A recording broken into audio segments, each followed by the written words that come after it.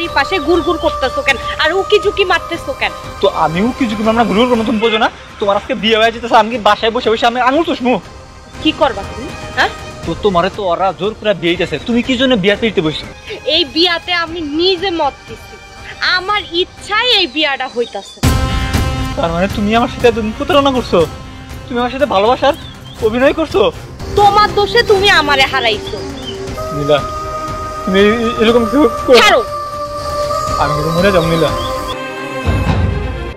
হ্যাঁ রে পাগল, তোমার বয়সী একসময় আমিও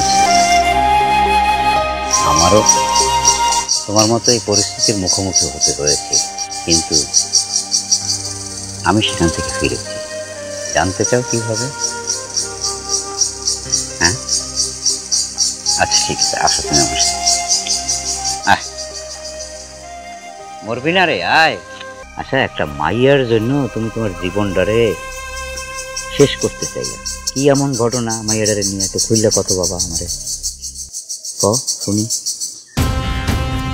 নীলা, কি ব্যাপার? তুমি এভাবে সাইডারি পড়া? তুমি এখানে কি করো সেটা বলো। তুমি এমন বাড়ির পাশে গুড়গুড় করতেছো কেন আর উকি ঝুঁকি মারতেছো কেন? তো আমি উকি ঝুঁকি আমরা গুড়গুড় করবো, তুমি বোঝো না? তোমার আজকে বিয়ে হয়ে যেতেছে, আমি কি বাসায় বসে বসে আমি আঙুল চুষমু? কি করবা তুমি? হ্যাঁ, তো তোমারে তো ওরা জোর করে বিয়ে দিতেছে, তুমি কি জন্য বিয়ে পেতে বসছো? থামো, আমারে জোর করে কেউ বিয়া দিতেছে। এই বিয়াতে আমি নিজে মত দিছি, আমার ইচ্ছায় এই বিয়াটা হইতাছে। এই নীলা, তুমি না কি কও? কি কই মানে? লজ্জা করে না? আজকে 5 বছর যাবত তোমার সাথে আমার রিলেশন। এই 5 বছরে এখন পর্যন্ত একটা চাকরি করতে পারছো? হ্যাঁ, এই মুখ দিয়া বিয়ের কথা বলো, বিয়ে করে আমারে খাওয়াইবা কি? সংসার চালাইবা কেমনে? লজ্জা করে না তোমার এই কথা কইতে? হ্যাঁ, অযোগ্যতা। তার মানে তুমি আমার সাথে প্রতারণা করছো, তুমি আমার সাথে ভালোবাসার অভিনয় করছো। আমি কোনো প্রতারণাও করি নাই, আমি কোনো অভিনয়ও করি নাই। তোমার দোষে তুমি আমারে হারাইছো। নীলা, তুমি এরকম কিছু ছাড়ো, আমি কিন্তু মরে যাবো। নীলা, শুনো, এই 5 বছরে অনেক নাটক করছো, আমার আর নাটক দেখার ইচ্ছাও নাই, সময়ও নাই। তুমি মইরা যাও না কি করো এটা তোমার ব্যক্তিগত ব্যাপার। আমি গেলাম, আমার দেরি হয়ে যাইতাছে। তুমি এরকম কথা বলো না নীলা, আমি সত্যি তোমার অনেক ভালোবাসি, তুমি তো আমি বাঁচো না। নীলা, তুমি আমার সাথে আমার ছেড়ে যাও না। নীলা, তোমার ভালোবাসা তোমার কাছে রাখো, আমার বাপ্পাই খুঁজতে বেরিয়ে এখন। নীলা, নীলা, নীলা,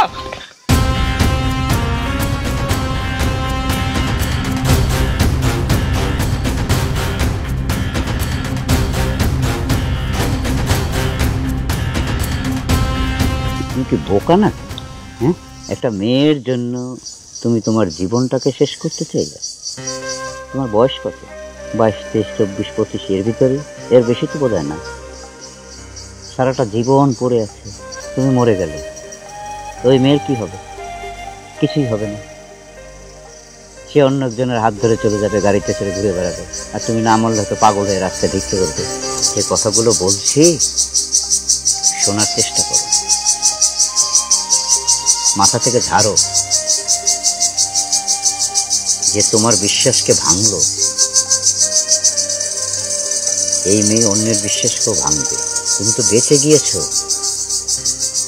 ওই মেয়ের কাছ থেকে তুমি সরে এসে বেঁচে গিয়েছো। এখন তোমার মাথায় এগুলো ঢুকছে না, বুঝতে পারছি।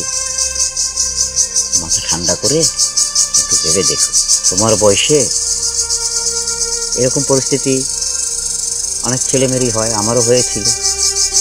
আমিও তোমার মতো আত্মহত্যা করতে গিয়েছিলাম, কিন্তু সেদিনকে তোমাকে বাঁচানোর জন্য যেভাবে আমি ছুটে এসেছি, আমাকে বাঁচানোর জন্য কেউ আসেনি। আমি যে কথাগুলো তোমাকে বলছি, সে কথাগুলো আমাকে কেউ কখনো বলেনি, তারপরও আমি ফিরেছি। কার জন্য মরব? হ্যাঁ, কে আমার সে যে আমার বিশ্বাস, ভালোবাসা সব চুরমার করে দিতে পারে? সে আর যাই হোক, সে তোমাকে কখনো প্রকৃত ভালোবাসেনি। যদি বাসতো তাহলে সেই কাজটা করতে। তুমি উপরওয়ালার কাছে শুকর করো যে উনি তোমাকে আগাম লক্ষণ দেখিয়েছে, ওই মেয়ের কাছ থেকে সরিয়ে এনেছে। মরবে তো ও, তুমি কেন মরবে? হ্যাঁ, কি কারণ বলো?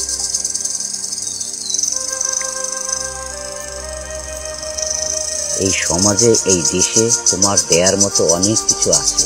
দেশ তোমার কাছ থেকে অনেক কিছু আশা করে।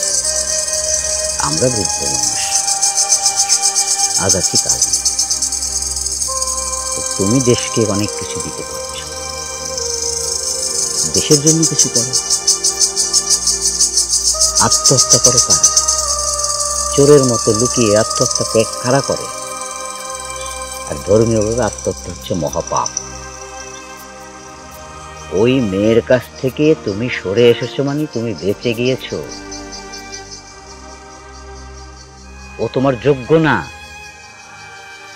ও যদি তোমার যোগ্য হতো, তুমি একবার ভাবো, তাহলে তো আজ তোমার সাথে থাকতো, তাহলে তুমি বেঁচে গিয়েছো। আমি ওরে দেখাই দিব, ওরে আমি দেখাই দিব। ও যার জন্য আমারে ছেড়ে চলে গেছে, আমি ওরে দেখাই দিব। এই হচ্ছে বাঘের বাচ্চার মতো কথা। এতক্ষণ বিড়ালের মতো ম্যাও ম্যাও করতে। যাও। ওরে একটা কাতলা মাছে খাচ্ছে তামাক, আম গাছেতে ঠ্যাং তুলে।